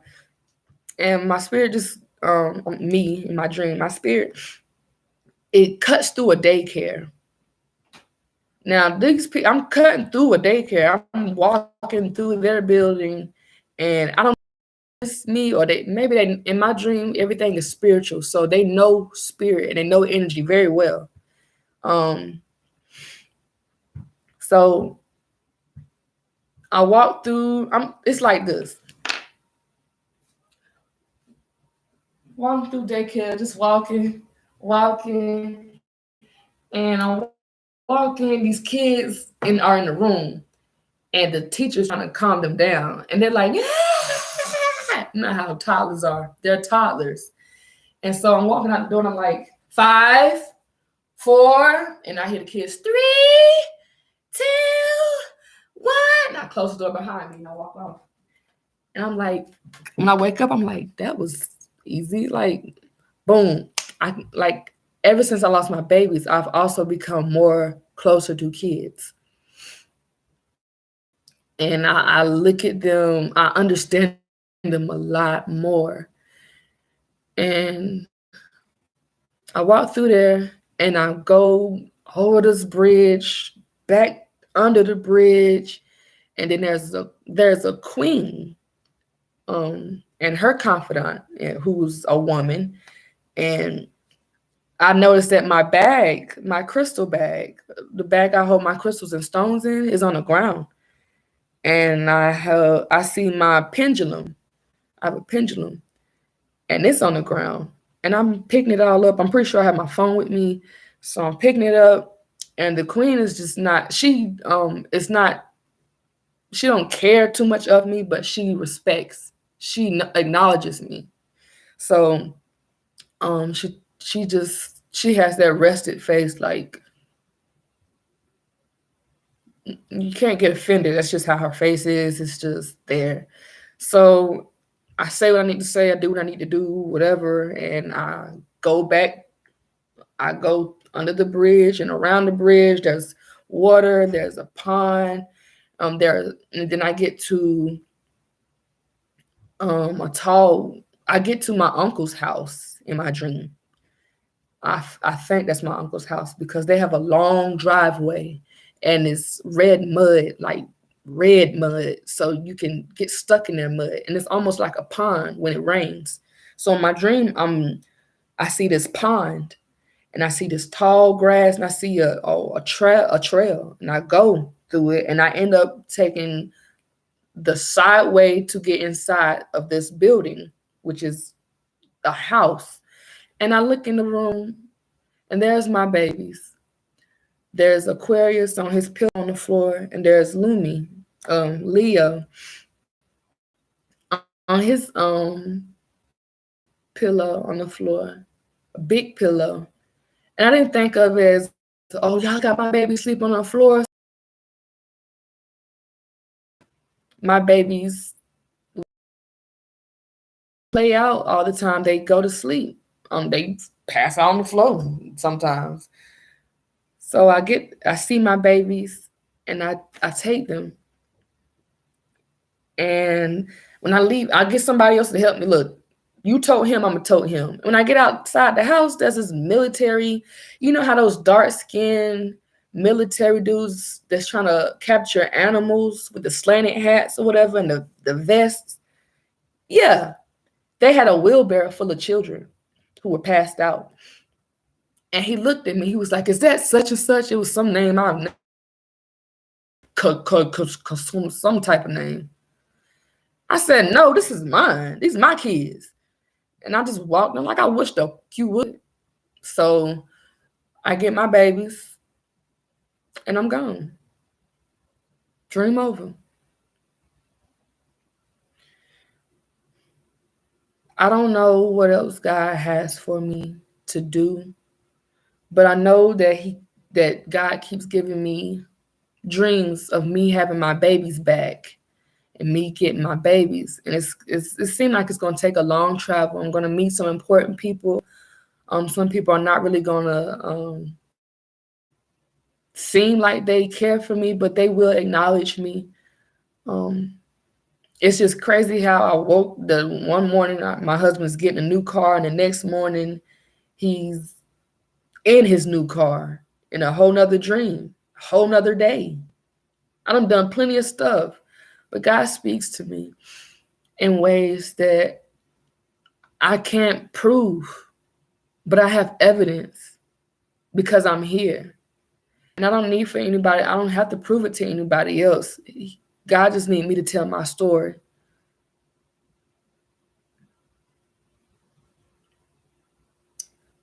Yeah, somebody's definitely out there. So his name, I'm gonna put his name out there simply because I am looking for my babies. My husband's name is Shamir Rice. He is from Spartanburg, and he is located supposedly in Rock Hill, South Carolina. I don't know where his mother stays. I don't know where. They don't want to get in the middle of it. I don't put their name on Facebook many of times. I've been looking for them. I've went to the police. The police would tell me, oh yeah, one more thing. Last thing I did was my spirit told me. I asked my spirit about how my babies are doing. So I go and I talk to my spirit. My spirit says, your babies are crying. Your babies are, are hurting. They're not being treated right, basically. And I asked my spirit, was they being physically abused? And my spirit told me yes. So I asked my spirit, were they in Chester? They said, yeah. I said, the question, make sure I'm right. Are they at my uncle's house? No. Are they in Chester? Yes. So why do I say Chester? One day, since I wasn't getting any legal help, I called DSS to help me find my kids. I tried to do legal aid to find my kids. Legal aid told me since I don't know where my kids are, they can't help me. DSS told me they know where my kids are. They can't tell me because it's confidential. So it's not like I haven't been trying to look for them. So the lawyer that I talked to need me to get $2,500. If I'm homeless and I'm barely making these payments, how? So I just keep trying. And it seems like I'm not there. I'm not doing it fast enough. That's not enough. I need to start stripping. I need to start doing something because I need money. And I go to Chester, and I noticed to go to Chester because I put my business out on Facebook since I wasn't getting legal help. So I got some more other legal help, social media legal help. And I got a license plate. I got Chester Townhouses. So I've been going to Chester Townhouses since last year. It's just, I've never seen the license plate. I've never seen, I don't know where what is it, building this, building that? I don't know where to go. So I'll go one day I'll go check on this side. I just wait on my car and I'll just see if I see a car or whatever. I'll go to that side another day, and just wait. But this particular day, my spirit told me my baby was not okay and I need to go. So I went to go. And excuse me. And I thought I seen my husband. I thought I seen my husband in my rearview mirror. And he knows my car. He's been knowing my car since he's been coming to see the boys when I had them. So he knows what to look out for. And then I see my cousin, May Gemini, Virgo sister, get out. Oh, not get out the car, but she comes from out of nowhere. And she has her phone like, what are you doing here?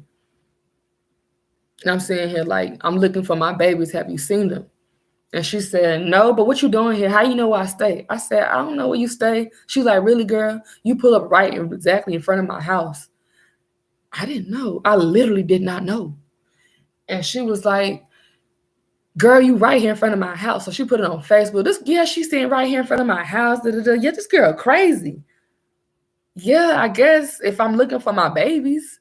So I had my story out on Facebook and I'm like, see, bitches like that make it hard for good mothers to even be with their kids, basically. And ain't nothing good gonna come to them. So she called the police. So I called the police. And I told the police, look, I'm here trying to find my babies.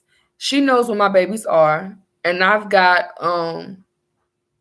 someone told me this is the last place they saw where my babies were. The person that took my babies were last seen at this place. I don't know if it was at her house, but it's just sounds weird. Unless both of y'all live in Chester Townhouses, and it still don't make no sense how the spirit told me to leave that day and I pull up right in front of your house. And then when I was talking to my babies, when I used to video chat my babies, her kids were in the background.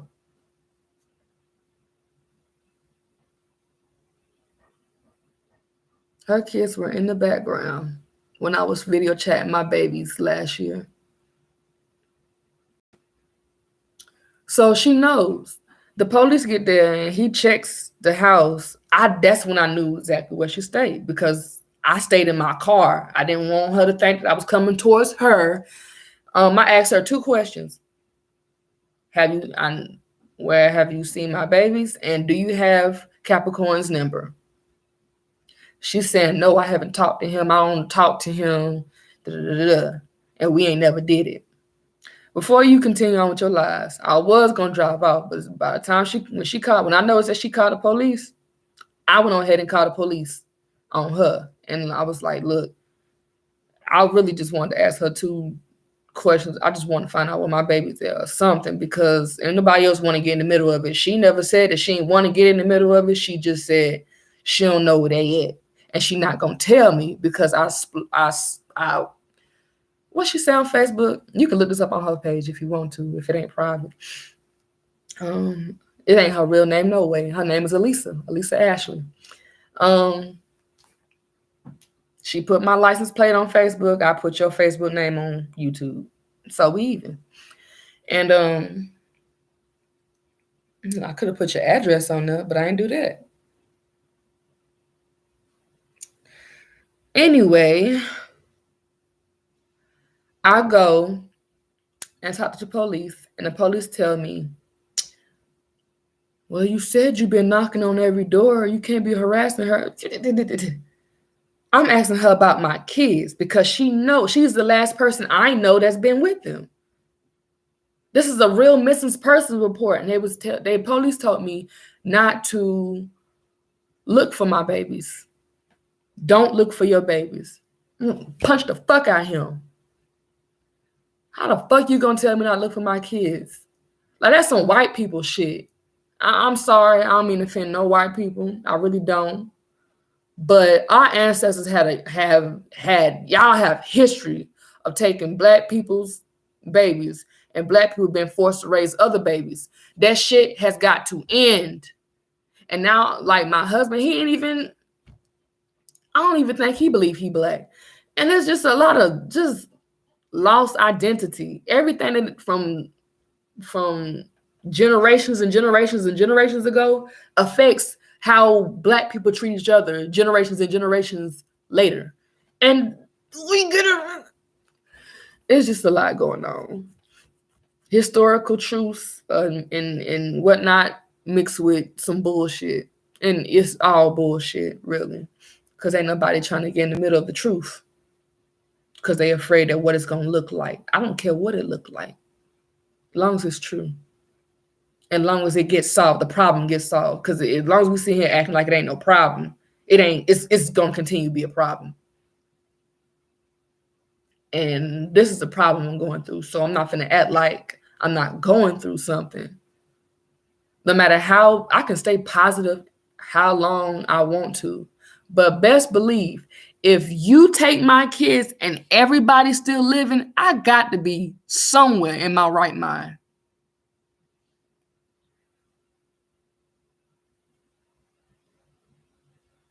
You took my kids from me, and you got other people keeping my kids from me. And they kids out here living. They out here breathing. And I'm not doing this the right way? It's not everybody still living. How am I not? I'm not in jail. I don't have no speeding ticket. I don't have anything on my plate, nothing. The bowl is licked clean. I don't have no whistle ticket. I don't got no speeding ticket. I don't even got nothing, nada. Nothing. And people can't say that. I'm 28 years old. Ain't nothing. What do you got against me? Because as far as I've been living, I've never been in a fight a day in my life. The first fight, physical altercation I ever got in, first, was when I was in elementary. And I wasn't even in school. It was some girls on the street. It was a team fight. And then the fight after that, the physical altercation after that, was with May Gemini. And I don't even know what for. She bumped me. I bumped her back. And she got mad. Try to pull my hair. I'm going to show you a trick about long hair. Have your hair in your ponytail. And when they ever try to pull your hair like this and try to pull your hair, put your hand right on top of this. They can't pull shit. And that's how it was. You got one hand, I got one hand. And I guess we're just going to be hugging. Because you're not going to pull my hair, baby. Boo do all that.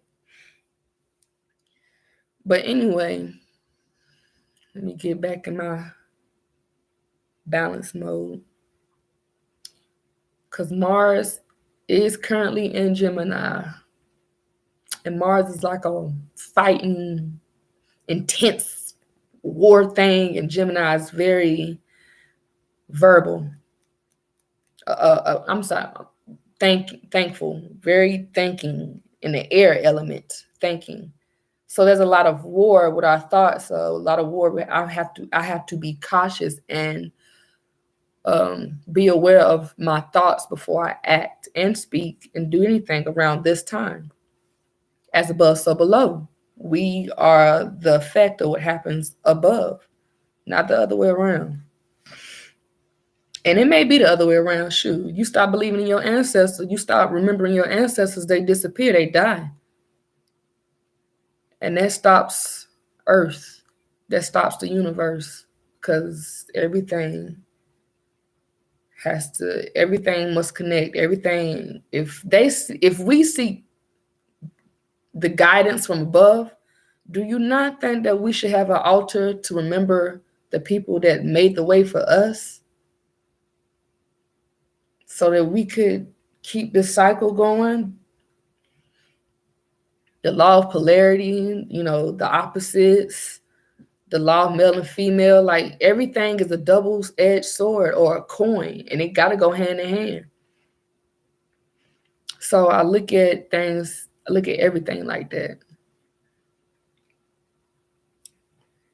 But she told the police about my court date in January. And I'm sitting here like, I'm telling the police, like, if she doesn't have nothing to do with it, how does she know my court date? How does she know my court date? The police said, I don't really care about how she knows the court date. She can say that. I'm saying like, bruh, if little Timmy, little Suzanne, little Mary Ann got kidnapped, you'll be all on us. But nah, it's a little black boy, a little black child taken by their dad. Like, I feel like this is probably, have y'all ever seen the show or movie, Who in the World is Clark Rockefeller? I feel like that. I feel like that. I really do. Oh, Lord. So, it's just a lot of battling I'm going through. A lot of battling. And I'm trying to keep up with everything because, baby, at least I'm not homeless anymore. But at the same time, I'm still trying to get my own place.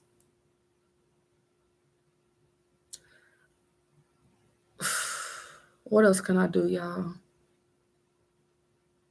That's all I keep thinking. What else can I do?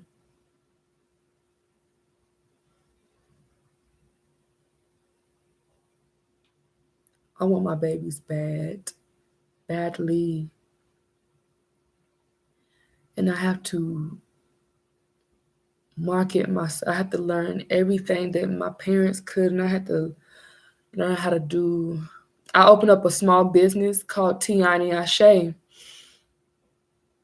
it's for healing. I use my crystals, my stone, my philosophy, my story, because Tiani Ashe exists because my sons do not exist in my life right now. And when they start existing in my life, Tiani Ashe will even become greater because I will have my babies, and I will use Tiani Ashe as proof that I never gave up, proof that I've been healing myself, and I've been strong enough to heal others. I literally have.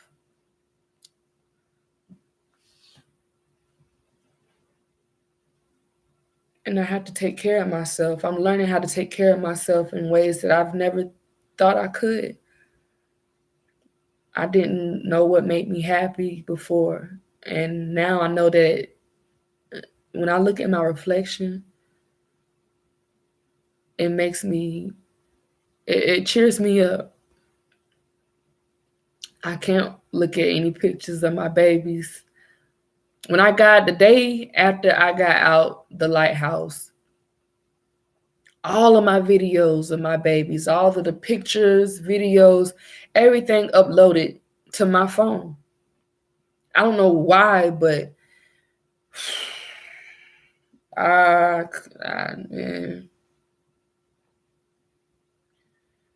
I still don't know how I do it. Every day I choose to live. Every day. And most people that don't know me, they see me on Facebook. My Facebook is Tiani Goulet. And they say, oh, you're beautiful. And I'm like, can I talk to you? Can we get to know each other? I'm saying like, bruh, nah, I'm going through something. What you going through? And this happens constantly. And it's hard retelling your nightmare when you're still in your nightmare. Like, bruh, I don't want to talk about this. Like, look me up or something. I'll tell you everything. I can't keep repeating my story like that because it takes so much energy. It takes so much life from me. I get drained. I get real drained. And I haven't been with my family like that. I know, but the way I was brought up, my family is I had to cut a lot of my family members off. And I don't feel bad for it either. One, because I did nothing wrong to them. I don't care how you feel or whatever.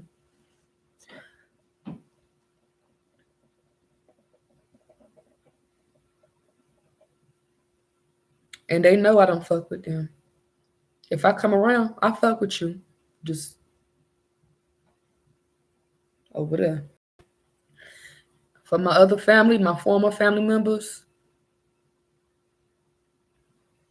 they know I don't fuck with them. I don't hide that. And that's something about me recently. Like, look, bruh, I don't really like you like that.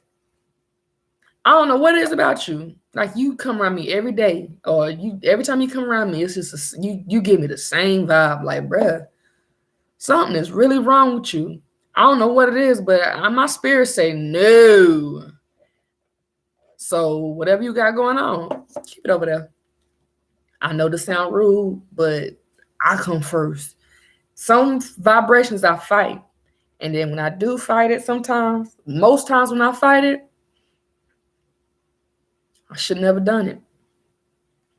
Virgo had told me something that made me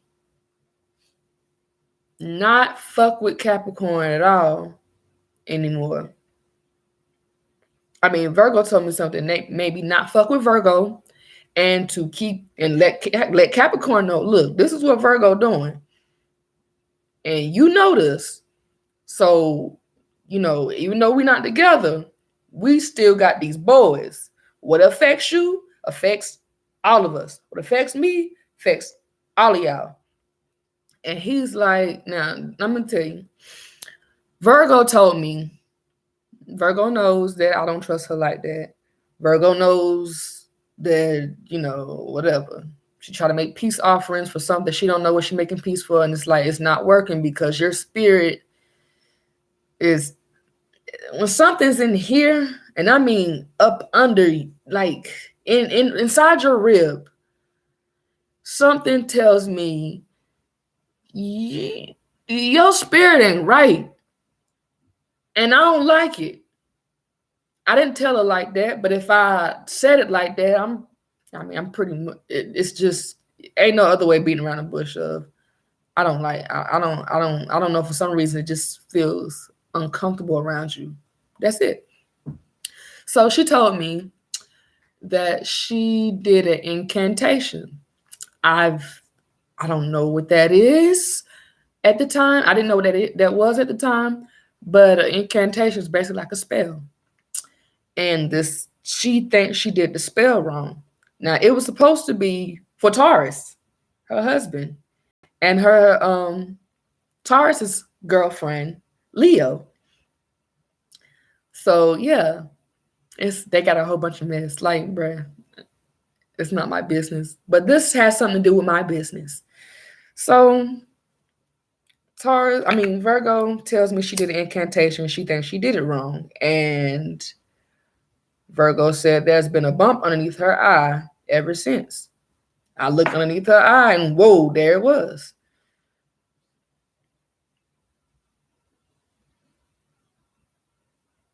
When you look at the old version of a witch, you see a green face. I see that as jealousy. And then you see the bump on her nose. I see that as a spell gone wrong. And she does a lot of witchcraft. And when I say witchcraft, there's two different kinds. It's good and bad, just like it's good and bad with anything, everything. But what you do not do is try to control another person's heart. You can say, if it's not for a good intent, as in may our hearts be at peace with one another or something like that, I don't know what to tell you because I don't know how to do it. Other than that, that's evil witchcraft. When you tell somebody go to hell, that's an evil witchcraft. When you use the Bible to speak against someone, that's some type of witchcraft. Anything you do is a witchcraft. Y'all didn't know that, but they trying to make it seem like just lighting candles is bad. Well, if God's a consuming fire and a candle holds fire, how is that evil? How? So she did an incantation. It backlashed on her. And I told Capricorn, look, whoa. You told me that she borrowed your stones, which are in our house, and she borrowed.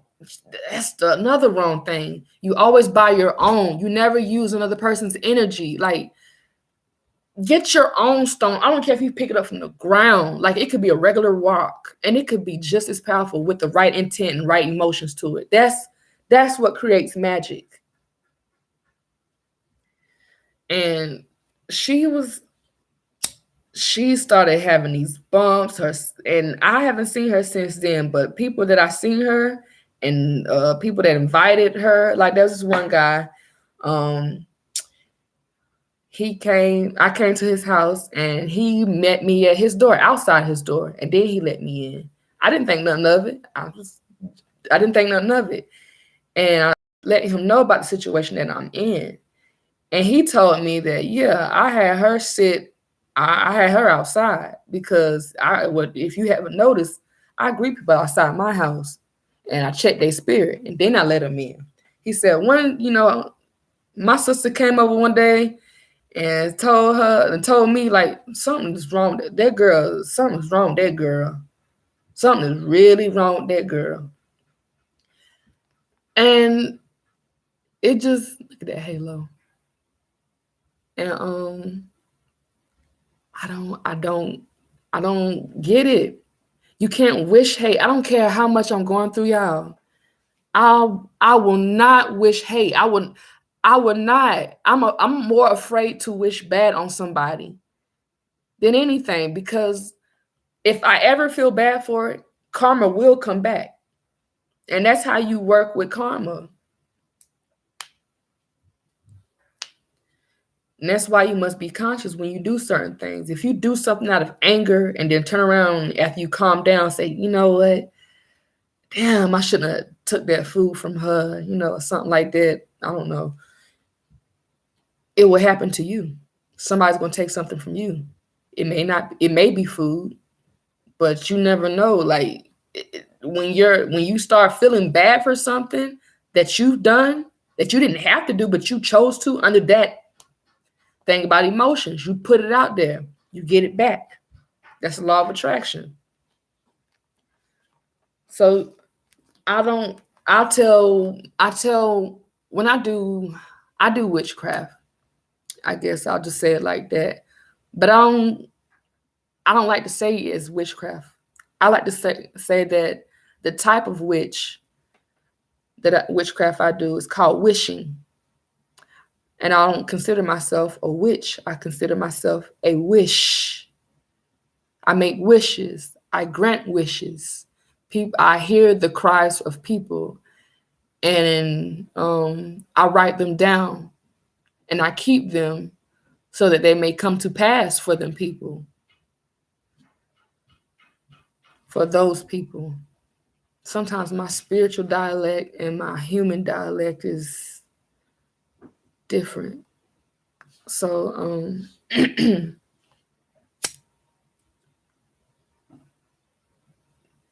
what I'm doing now is burning Palo Santos. Palo Santos is better than sage.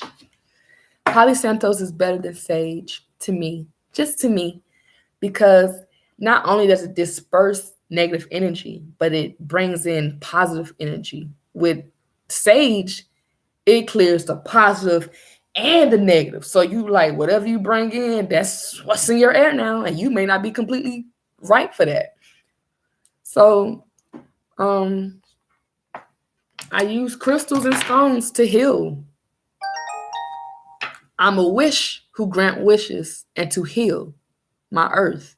I use natural elements from the earth. I use what God used. If God used the word as his, if God used the word, I'm going to use my words. If God had a Bible, I'm going to write a Bible inspired by God. This book is my writing book, and it's about, I'm going to pass this down to my sons, and maybe his sons or his children can pass it along. So I'm very cautious about what I write in here because it's for my family. This is I'm gonna call it the Ashe book. Oh, another dream that I had when I was pregnant. When I was pregnant with Aquarius, a lot of things been going on. For some reason, Aquarius has been in my is reaching out to me. The color is blue for some reason, and blue has been sticking with me a lot, like a lot. And I'm just being obedient to go with the flow of things. When I was pregnant with Aquarius, I had a dream. I went to a place where I was pregnant in my, I've been to this place before in my dreams. And this is the second time I visited that place. I remember the feeling, you know how you feel like that deja vu feeling like I've been here before? In my dream, I felt like I've been here before, and I was pregnant. There were 3 women, and these 3 women, they gave me the impression of of enchantresses, and they each had blue purses, big blue purses.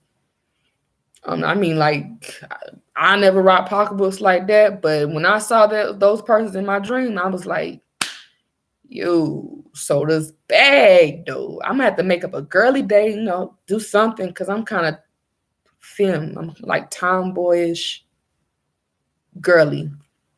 Anyway, tutus and Skechers, not Skechers, but Chucks. So, um, they were preparing me for a journey, a long journey. And when they see me in my dream, like I don't know what door you enter in your dreams, but in my dream it's almost black and white, almost like that gold. The whole dream was like goldish, brown, saffing. I don't know if you go to the if you're in your phone pictures and you're editing your the color effects, that brown gold, almost black and white image. And but I can see the blue purses are definitely blue. And they tell me, they run up to me like, oh hey, like grandmothers see they grandbaby in the stomach, in the womb, they be like, oh hey, you're pregnant, oh my God. They knew that when they first see me I wasn't pregnant, and when I came back I was pregnant. And they were happy for me, they were excited for me, and they was preparing me for like a long journey, a long journey.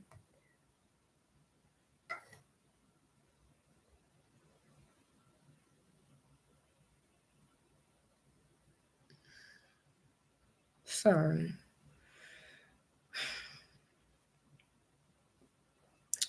And I'm sorry, I just gotta just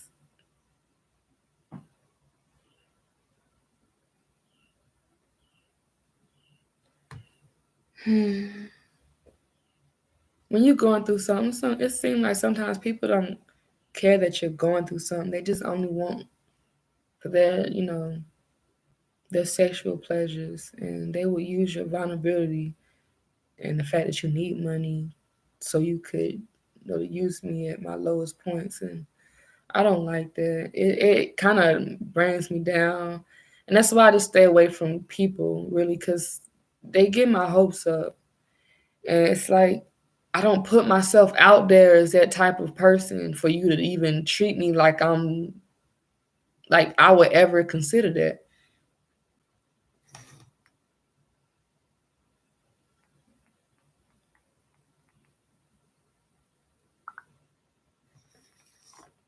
So I just text him back, fuck off. Whew, so much relief come from that. Sent me a message to him, can I pay you for that ass, boo?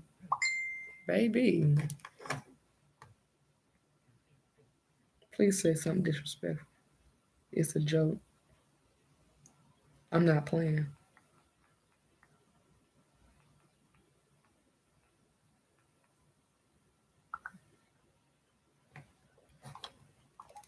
Had to get in my Lisa Ray.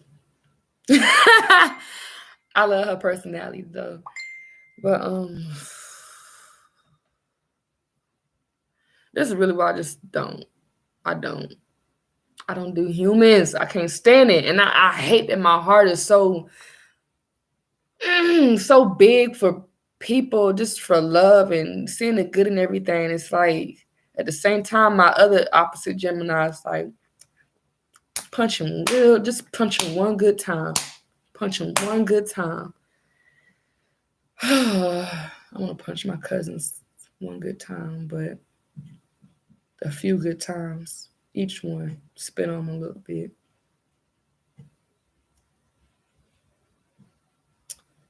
Had their kids come to my house and have fun and tell them that they want to stay with me. You know. Because I had the most fun. So, I mean, it's revenge like that. Like, I hope your baby come out looking like me. I hope your baby grow attached to me. Like, stuff like that. Like, I don't want to wish no harm on you. Just stuff that would irritate you. Like, every dollar you make, I get 100. Every time you think about me, there's 1,000. And thoughts like that, I would keep in my head as revenge, like that, right there. Because I'm putting that emotion. It's that revengeful emotion. It's that, but it's not deadly. It doesn't cause harm to anybody. And that's the most fun I have out of my spiritual work. I don't harm anybody. But those who betrayed me, best believe that every negative thought that you think about me is reflected back. See how this mirror reflecting back that light? That's how that negative energy send right back to center. So I learned how to build my spirit. People die a lot faster because this world will kill your spirit first.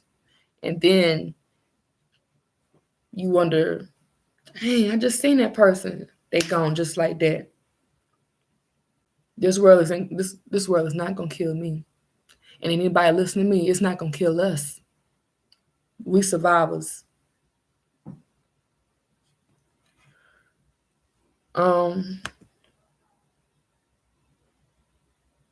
So that's all. I'm gonna get ready for work. And I know I'm going through my hard times and whatnot, and I know I'm not the only one. But I'm trying my best to stay encouraged, and not only that, but keep encouraging others who may be going through the same thing. I know plenty of dads that are going through this, and I hate to say it, but I feel like I'm being baby mama by my baby daddy, and you know, my baby daddy ain't shit. He won't let me see my sons. And I feel you, bruh. I feel you. Them lyrics, I feel it. Your baby mama is my baby daddy, and they won't let me see my son. They ain't shit. Sue me for child support twice for each baby, medical and financial. He want me to give all of my rights to him. Capricorn want me to give all my rights to him. I got my baby's social. I got my baby's birth certificate. I got my baby's breathing treatment. I got my baby's seizure medicine. That shot that they take just in case it lasts longer than 15 minutes. I got that. I made my baby's appointment for Tuesday. I'm going to let his family members know that my babies don't make it to their appointment. DSS. Then neglecting my baby of his medications. I need my baby to do a checkup. This pandemic's going crazy. They ain't sick. I don't know. But I haven't even talked, smelt, touched, looked in my baby's eyes in months. Haven't seen my babies since May 31st. My babies and I didn't even get to say bye or later because we don't say bye. And everybody I told that my baby loved them, I lied because they're on the same people that don't want to get in the middle of it. Don't get married, y'all. Don't get married. That's the best advice I can give anybody.